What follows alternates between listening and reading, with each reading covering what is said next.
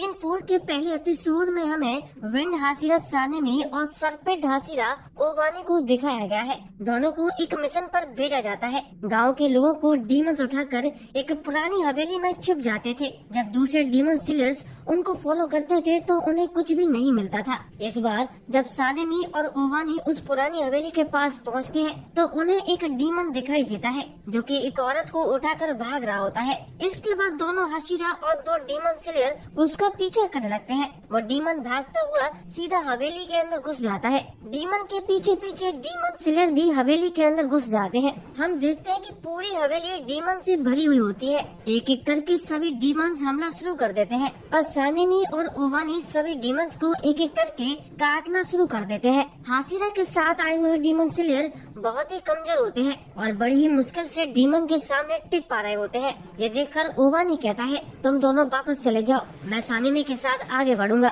Sanemi कहता है, वैसे भी अगर तुम लोग यहाँ रहोगे तो हमारे लिए और भी परेशानी होगी, तो तुम दोनों तुरंत वापस चले जाओ। इसके बाद दोनों डीमन सिलर वापस चले जाते हैं। हम देखते हैं कि वहाँ पर अचानक से सन्नाटा छा जाता है। अब कोई डीमन उन पर हमला नहीं कर रहा होता है। ये देखकर दोनों लोगों को लगता है कि जरूर कुछ तो गड़बड़ है। ये उन्हें बहुत ही अजीब लगने लगता है। तभी उन्हें किडनैप हुए औरत की आवाज सुनाई देती है, जिसके बाद सानेमी ऊपर वाले फ्लोर पर चला जाता है जहां उसको बहुत सारे डीमंस दिखाई देते हैं। लेकिन कुछ ही सेकंड में सानेमी अपनी विंड ब्रीदिंग की मदद से डीमंस को मार देता है। उसके बाद ओवानी भी ऊपर आता है और अपनी सरपेंट ब्रीदिंग की मदद से एक एक करके बचे हुए डीमंस का गला भी काट देता है। सानेमी ओवानी पर गुस्सा होते हुए कहता है, मैंने तुमसे मदद नहीं मांगी थी, मैं अकेला ही सबको संभाल सकता हूँ। इसके बाद हमें वही डीमन दिखाई देता है जिसने औरत को किडनैप किया होता है। दोनों हाशिरा की पावर को देखकर वो समझ जाता है कि ये कोई आम डीमन सिलर्स नहीं है, ये खुद हाशिरा है। वो तुरंत वहाँ से भागना शुरू कर देता है।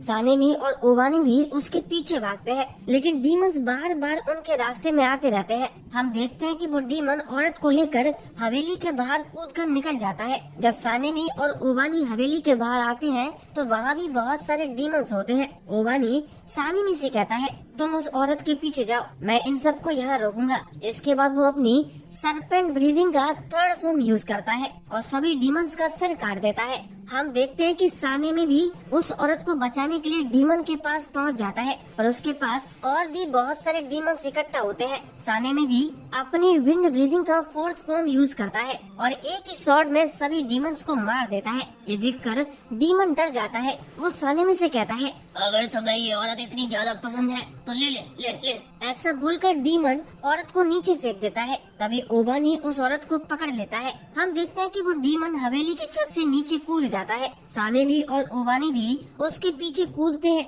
लेकिन जैसे ही वो नीचे कूदता है उन्हें एक अजीब सा दृश्य दिखाई देता है। उन्हें अपने चारों ओर एक नया कैसल दिखाई देता है जहाँ चारों तरफ रोशनी होती है और पूरी जगह डीमन से भरी होती है। ये मुजान का इन्फिनिटी कैसल होता है। सानेमी उस डीमन को मारने की कोशिश करता है, लेकिन कैसल अचानक से गायब हो जाता है। दोनों यहाँ कुछ समझ नहीं पाते। इसके बाद हमें कनाओ से मिलाया जाता है। कनाओ अपने मिशन को खत्म करके अपने घर आ रही होती है। जैसे ही वो घर पहुँचती है, शिनोबू की असिस्टेंट कनाओ का स्वागत करती है। कनाओ सबसे पहले जाकर शिनोबू को रिपोर्ट करती है। शिनोबू कनाओ को बताती है कि तांजीरो, मित्सुरी और मोइचिरो ने 2 अपर मून डीमंस को हरा दिया है। इसी के साथ ही नेजुको भी अब धूप में निकल सकती है। जरूर मुजान नेजुको के लिए अपने डीमंस को यहाँ भेजेगा, जिससे उसे नेजुको का ब्लड मिल जाए और वो भी धूप में बाहर निकल सके। इसके बाद शिनोबू कहती है, उसे एक इमरजेंसी हाशिरा मीटिंग में जाना है, क्या तुम मेरे लिए नेजुको का ख्याल रखोगी? ये सुनकर कनाओ चौंक जाती है। इसके बाद हम तांजीरो पर शिफ्ट होते हैं। तांजीरो खाना खा रहा होता है। जब उसे मिलने के लिए काकुशी आता है, तांजीरो काकुशी से गांव की हालत के बारे में पूछता है। हमें पता चलता है कि गांव की रिपेयर का काम बहुत तेजी से चल रहा होता है, लेकिन लोग अभी भी डर रहे होते हैं कि शायद डीमन रात में उन पर हमला कर देंगे। हमें यहाँ ये भी पता चलता है कि डीमन सिलर कॉर्प्स ने ऐसे कुछ खाली गांव को तैयार किया होता है ताकि अगर ऐसा कुछ होता है तो वो लोग वहाँ जाकर रह सकते हैं। हमें बताया जाता है कि तांजीरो 7 दिन तक बेहोश था। काकुशी उससे पूछता है 7 दिन बेहोश रहने के बाद क्या तुम सच में ठीक हो? तांजीरो खाना खाते हुए कहता है हाँ मैं बिल्कुल ठीक हूँ। मिस कानारोजी ने मुझे बताया था हमें बहुत खाना खाना चाहिए क्योंकि खाने से हमें ताकत मिलती है। या हमें काकुशी से ये भी पता चलता है कि दोनों मित्सुरी और मोइचिरो 2 दिन में ही होश में आ गए थे और दोनों ने तीसरे दिन से ही काम शुरू कर दिया था। काकुशी कहता है लगता है तुम भी धीरे धीरे उनकी तरह बन रहे हो। ओ हाँ, वैसे तुम्हारी छोटी बहन के साथ कुछ अजीब हुआ है ना? मैंने सुना है कि वो अब सूरज में बाहर जा सकती है, क्या ये सच है? इस पर तांजीरो कहता है ये सच है पर अभी कुछ अच्छे से नहीं कह सकते। हम अभी श्योर नहीं है कि नेजुको पहले की तरह इंसान में ट्रांसफॉर्म होगी या फिर डीमन में बदल जाएगी। काकुशी कहता है क्या लेडी शिनोबु इस पर जांच कर रही है? इस पर तांजीरो गलती से लेडी तमायो का नाम ले लेता है पर बाद में उसे छिपाने की कोशिश करने लगता है। आगे काकुशी कहता है पूरा demon slayer Corp high alert पर रखा गया है और आज सभी हाशिरा की एक मीटिंग भी बुलाई गई है। इसके बाद हम सभी हाशिरा मीटिंग पर शिफ्ट होते हैं जहाँ पर हाशिरा आए हुए होते हैं। शानी भी मित्सुरी और मोइचिरो से पिछले मिशन के बारे में पूछने लगता है। ओवानी भी मोइचिरो और मित्सुरी से उनकी तबीयत के बारे में पूछता है। मित्सुरी कहती है हाँ मैं पूरी तरह से रिकवर हो गई हूँ। मोइचिरो यहाँ कहता है कि अगर मैं सच बोलूँ तो मैं पूरी तरह से ठीक नहीं हूँ। स्टोन हाशिरा ग्योमे रोते हुए दोनों की तारीफ करता है और कहता है कि 2 अपर मून डीमंस को हराना बहुत ज्यादा बड़ी बात है। शिनोबु भी उनसे कहती है तुम दोनों इस बार पहले की तुलना में बहुत ही जल्दी हील हो गए हो। थोड़ी देर बाद मास्टर ओबियाशिकी की बीबी अमाने अपनी जुड़वा बेटियों के साथ वहाँ आती है। अमाने कहती है कि आज की हाशिरा मीटिंग मास्टर ओबियाशिकी की जगह मैं लूंगी। मास्टर ओबियाशिकी की तबीयत ठीक नहीं है इसीलिए वो यहाँ नहीं आ सकते। ऐसा बोलकर अमाने सबसे माफी मांगती है। ये देखकर वहाँ सब लोग चुप हो जाते हैं। आगे गियोमे मास्टर ओबियाशिकी के लिए प्रार्थना करता है। इसके बाद मीटिंग शुरू हो जाती है। अमाने सभी को बताती है कि नेजुको अब सूरज की रोशनी में भी निकल सकती है इसीलिए मुजान अब सब कुछ छोड़कर नेजुको को हासिल करना चाहेगा जिससे वो भी सूरज की रोशनी में निकल सके। आगे अमाने मोइचिरो और मित्सुरी से कहती है जब तुम अपर मून 4 और 5 के साथ लड़ाई कर रहे थे तो तुम्हारे ऊपर एक अजीब मार्क आ गया था। क्या तुम बता सकते हो कि ये कैसे हुआ? ये मार्क पहली बार सैन गोकू एरा में देखा गया था। उस समय एक ऐसा तलवारबाज था जिसने लगभग मुजान को हरा दिया था और उसी ने पहली ब्रीदिंग टेक्निक को भी इन्वेंट किया था। अमाने कहती है कि सभी इसके बारे में ठीक से नहीं जानते हैं। सानी पूछता है आखिर ये हमसे अब तक छुपा कर क्यों रखा गया था? इस पर अमाने कहती है हमें अभी तक इसके बारे में ज्यादा जानकारी नहीं थी क्योंकि डीमन स्लेयर हर बार लगभग मर ही जाते थे जिसकी वजह से इसके बारे में ज्यादा जानकारी पास डाउन नहीं की गई। पर इस मार्क के बारे में एक चीज क्लियरली लिखी हुई है जिसके पास भी ये मार्क होता है उसके आसपास के सभी लोगों में भी ऐसे ही मार्क आ जाते हैं। इसके बाद अमाने की बेटी बताती है ये खुद उस इंसान की डायरी में लिखा हुआ है जिसके ऊपर सबसे पहले ये मार्क आया था। अमाने कहती है कि इस समय ये मार्क सबसे पहले तांजीरो के ऊपर देखा गया पर तांजीरो को इसके बारे में कोई आइडिया नहीं है इसीलिए वो इस विषय को डिले करने का सोचा था। लेकिन स्वॉर्ड स्मिथ विलेज में मित्सुरी के साथ मोइचिरो के ऊपर भी ये मार्क दिखा था जो कंफर्म करता है कि वो डीमन स्लेयर कर्स मार्क है। इसके बाद अमाने मित्सुरी और मोइचिरो से उनके अनुभव के बारे में पूछती है। अचानक से ये सवाल सुनकर मित्सुरी थोड़ी नर्वस हो जाती है। मित्सुरी किसी तरह से कहती है जब मैं अपर मून से लड़ रही थी तो मेरा शरीर अचानक बहुत हल्का हो गया। मैं कैसे कहूँ, मेरा शरीर अचानक बम बूम होने लगा और अचानक मेरा दिल की धड़कनें भी तेज हो गई और मैं अपने कानों में डिंग डिंग की आवाज सुन रही थी। मित्सुरी के ऐसे बयान को सुनकर किसी को भी कुछ समझ नहीं आता। ये देखकर मित्सुरी सभी से माफी मांगती है। इसके बाद मोइचिरो कहता है जब मैं अपर मून से लड़ रहा था तो मुझे भी मार्क के बारे में पता नहीं था पर मैंने कुछ अजीब चीजें महसूस की थी। अगर तुम भी ऐसा कर पाते हो तो शायद तुम भी कर्स मार्क को मैनिफेस्ट कर पाओगे। मुझे जहर दिया गया था जिसके बाद जहर मेरे शरीर में बहुत तेजी के साथ फैल रहा था तो मैंने अपनी ब्रीदिंग टेक्निक को कंट्रोल करके जहर के फ्लो को स्लो करने की कोशिश की। इसके अलावा एक बच्चा भी था जो मुझे बचाने की कोशिश कर रहा था और लगभग मर चुका था। तभी मेरी याददाश्त भी वापस आ गई। इसके बाद मैं अपने इमोशंस पर कंट्रोल नहीं कर पाया। मेरा दिल 1 मिनट में 200 बार धड़क रहा था। मुझे लगा कि मेरा शरीर आग में जल रहा है और मेरी बॉडी का टेम्परेचर 39 डिग्री सेल्सियस तक पहुंच गया था। ये सब सुनकर शिनोबु पूछती है कि तुम ऐसे सिचुएशन में कैसे लड़ सकते हो। मोइचिरो कहता है शायद ये इसीलिए था क्योंकि मुझे वो मार्क मैनिफेस्ट हुआ था। जिन लोगों के मार्क मैनिफेस्ट हुए हैं और जिनके नहीं हुए हैं उनमें यही डिफरेंस है कि अगर तुम मर गए तो आपको ये मार्क नहीं मिलेगा, अगर बच गए तो आपको ये मिल जाएगा। अमाने मोइचिरो से पूछती है तुमने कैसे जाना कि तुम्हारी बॉडी का टेम्परेचर 39 डिग्री है। मोइचिरो बताता है कि उसे एक बार बुखार था और जब शिनोबु ने उसका इलाज किया था तब उसने थर्मोमीटर देखा था। वो आगे कहता है मुझे उस समय भी सेम फील हुआ था। आगे योमे कहता है अगर कर्स मार्क्स से हम पावरफुल हो सकते हैं तो हम उन मार्क्स को प्राप्त करने के लिए सब कुछ करेंगे। आप मास्टर उबियाशिकी से कहिए उन्हें चिंता करने की कोई जरूरत नहीं है। हम सभी हाशिरा मिलकर कोई न कोई रास्ता ढूंढेंगे। आगे मीटिंग खत्म करने से पहले लेडी अमाने कहती है जो लोग ये मार्क प्राप्त करते हैं उनके लिए पीछे हटने का कोई रास्ता नहीं है, वो जरूर ही मारी जाएंगी। ये सुनकर कमरे में सन्नाटा छा जाता है। उसके बाद लेडी अमाने वहाँ से चली जाती है। ग्यू वहाँ से खड़ा होता है और कहता है कि अब क्योंकि लेडी अमाने यहाँ से चली गई है तो मुझे भी चले जाना चाहिए। लेकिन सानेमी उसे रोकते हुए कहता है तुम्हारा ये क्या मतलब है, हमें डिसाइड करना होगा कि हमें क्या करना है। क्यों कहता है तुम लोग इसके बारे में बात करो, मुझे तुम लोगों से कोई मतलब नहीं है। ये सुनकर सानेमी को बहुत गुस्सा आता है और वो कहता है तुम जानते हो कि तुम भी एक हाशिरा हो, क्या तुम अपने आप ट्रेन करना चाहते हो। ग्यू और सानेमी के कारण यहाँ सभी लोगों में हलचल हो जाती है। ग्यू कहता है कि मैं तुम सभी की तरह नहीं हूँ, मैं अलग हूँ। ऐसा बोलकर ग्यू जाने लगता है। ग्यू की बात सुनकर सानेमी कहता है क्या तुम हम सभी को कमजोर समझते हो। मित्सुरी बीच में रोकने की कोशिश करती है पर सानेमी मित्सुरी की नहीं सुनता और ग्यू को रोकने की कोशिश करता है। तभी ग्यू में एक जोरदार ताली बजाता है जिसके बाद पूरे कमरे में सन्नाटा फैल जाता है और सभी लोग फ्रीज हो जाते हैं। ग्यू में सभी को बैठने के लिए कहता है और कहता है कि उसके पास एक आइडिया है। इसके बाद फिर हम तांजीरो पर शिफ्ट होते हैं। तांजीरो अभी भी बेड पर बैठकर खाना खा रहा होता है। काकुशी उससे शिनोबु की असिस्टेंट और आओई के बारे में पूछता है। यह हमें पता चलता है कि सभी लोग नेजुको के साथ खेल रहे होते हैं क्योंकि कॉर्ग में उसके पास ज्यादा काम नहीं होता।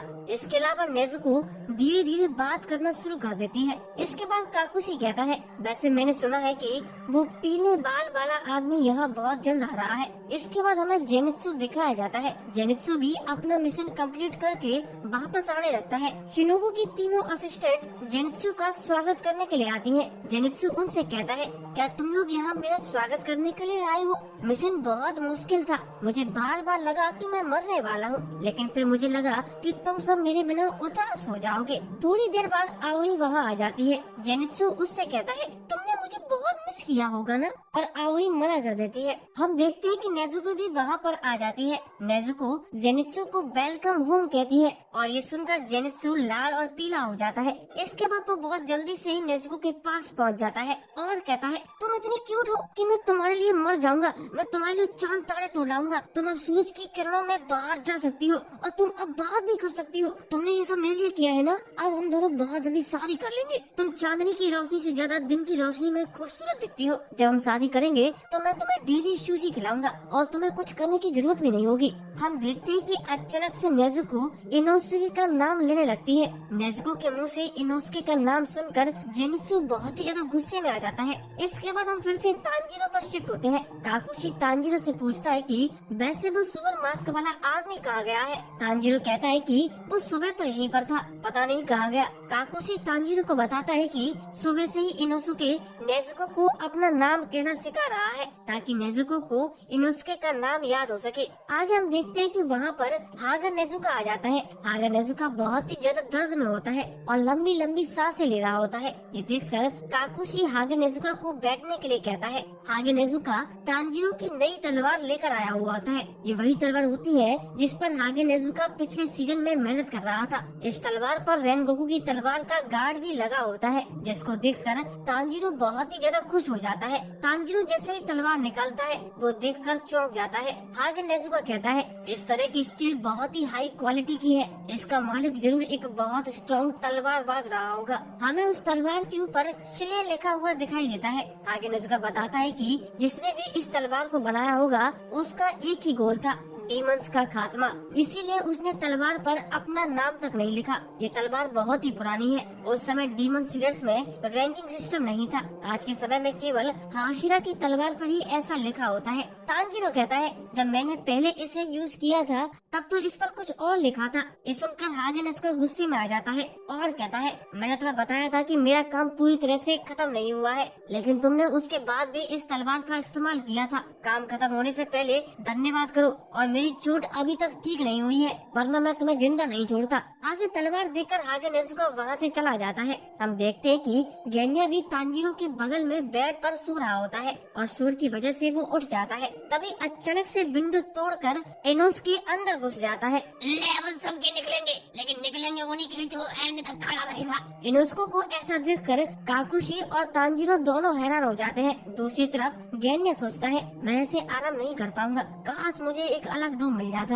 आगे इनोस्के तांजीरो को बताता है कि बहुत जल्द हमारी ट्रेनिंग शुरू होने वाली है। तांजीरो यहाँ पूछता है, लेकिन कैसी ट्रेनिंग, जिस पर इनोस्के को ज्यादा पता नहीं होता। इसके बाद हम फिर से हाशिरा ट्रेनिंग पर शिफ्ट होते हैं। जियो के अलावा सभी लोग मिलकर ट्रेनिंग का प्लान बनाते हैं कि वो सभी डीमन स्लेयर्स को एक साथ ट्रेन करेंगे, क्योंकि मुजान का टारगेट नेजुको है, तो वो कभी भी हमला कर सकता है और इसके लिए उन लोगों को तैयार होना पड़ेगा। और यही वजह है कि वो जल्द से जल्द ट्रेनिंग शुरू करना चाहते हैं। अभी कुछ समय से डीमंस के हमले कम हो गए हैं, इसीलिए हमारे पास अभी समय है कि हम सभी को ट्रेन कर सके। सभी इस प्रपोजल को सुनकर हाँ कह देते हैं, लेकिन क्यों में कहता है, करंट हाशिरा की संख्या कम है, इसीलिए हमें ट्रेनिंग के लिए रिटायर्ड हाशिरा को भी बुलाना पड़ेगा। इस पर भी सभी लोग हाँ कह देते हैं। शिनोबु कहती है, बाकी सब तो ठीक है, पर हमें ग्यू का भी कुछ करना पड़ेगा। इसके बाद हम फिर से तांजीरो पर शिफ्ट होते हैं। जेनित्सु तांजीरो के साथ बात कर रहा होता है। जब जेनित्सु को ट्रेनिंग के बारे में पता चलता है तो वो कहता है, मैं अभी मिशन से वापस आया हूँ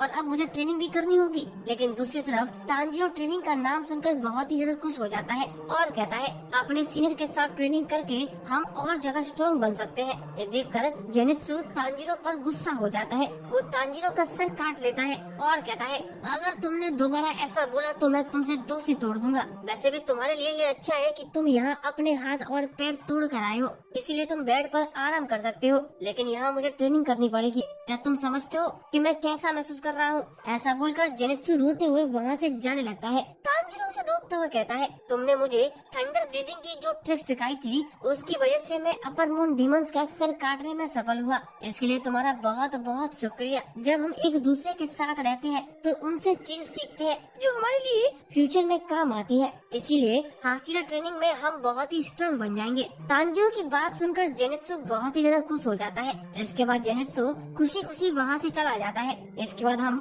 हाशिरा ट्रेनिंग पर शिफ्ट होते हैं, जहाँ पर साउंड हाशिरा टेंगेन खुद बहुत सारे डीमन स्लेयर्स को ट्रेन कर रहा होता है और उन सबको तेज दौड़ाने के लिए कह रहा होता है। लेकिन सब लोग यहाँ बीच बीच में रुक जाते हैं। सभी लोगों को इतनी ज्यादा ट्रेनिंग करता हुआ देखकर टेंगेन की तीनों वाइफ सभी के लिए खूब सारा खाना बनाती हैं और सभी को खाने के लिए बुला लेती हैं। ट्रेनिंग की वजह से सभी डीमन स्लेयर्स की हालत खराब हो चुकी होती है। टेंगेन कहता है, कितनी शर्म की बात है, अगर ये ऐसे ही चलता रहा तो अगली ट्रेनिंग में जाने पर बाकी के हाशिरा मेरा मजाक उड़ाएंगे। हमें बताया जाता है कि हर एक हाशिरा सभी को अलग अलग ट्रेनिंग देता है। टेंगेन सभी को बेसिक फिटनेस की ट्रेनिंग दे रहा होता है। मोइचिरो सभी को रैपिड मूवमेंट सिखाने वाला है। मित्सुरी फ्लेक्सिबिलिटी की ट्रेनिंग देगी। ओवानी सभी को और अच्छे से तलवार चलाना सिखाएगा। सानेमी सभी को कंटिन्यूस अटैक करने के बारे में ज्ञान देगा और फाइनली योमे सभी को मसल ट्रेनिंग देगा, जो बाकी सभी ट्रेनिंग से ज्यादा कठिन है। टेंगेन कहता है, इन डीमन स्लेयर के साथ ट्रेनिंग करते हुए हाशिरा खुद को भी इम्प्रूव करेंगे।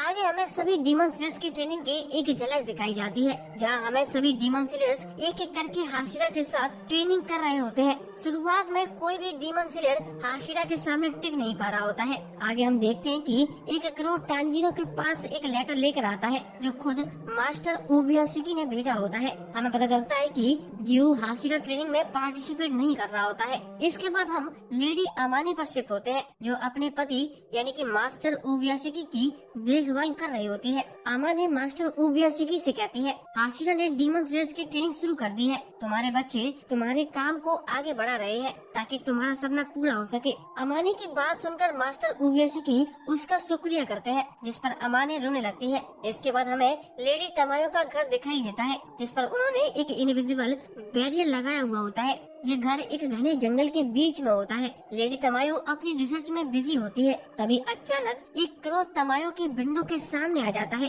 और उनसे बाहरी आवाज में कहता है, इतनी रात को विंडो खुली नहीं छोड़ते हैं। इसके बाद क्रो अपना इंट्रोडक्शन देते हुए कहता है, मैं मास्टर ओबियाशिकी का मैसेंजर हूँ। आप छुपने में बहुत ज्यादा माहिर हैं, इतनी ज्यादा कि मास्टर को ढूंढते हुए कई साल लग गए और अब वो अपने बिस्तर से खड़े भी नहीं हो सकते। आगे लेडी तमायो पूछती है, उन्होंने इस जगह को कैसे ढूंढा? तो क्रो कहता है, उन्होंने अपने इंसानी कनेक्शन का इस्तेमाल करके जगह जगह को ढूंढा था। मैंने सबसे पहले इस घर के पुराने ऑनर का पता लगाया। साथ ही में मैंने ये सभी समझा कि यूशिरो की पावर कैसे काम करती है। मैं भले ही ट्रेंड हूँ, पर मैं हूँ तो एक क्रो ही, जिसकी वजह से किसी ने भी मुझ पर शक नहीं किया। तुम चिंता मत करो, हम तुम्हें कुछ भी नहीं करेंगे। तमायो को अभी भी ओबियाशिकी पर भरोसा नहीं होता। तमायो पूछती है, आखिर तुमने यूशिरो के साथ क्या किया? तभी तमायो को यूशिरो के चलने की आवाज सुनाई देती है। क्रो कहता है, मैंने कुछ भी नहीं किया है। चलो मैं यहाँ आने का अपना पर्पस बता देता हूँ। क्रो सुरुबु के बारे में बताते हुए कहता है, हमारे डीमन सिलर कोर में भी एक लड़की है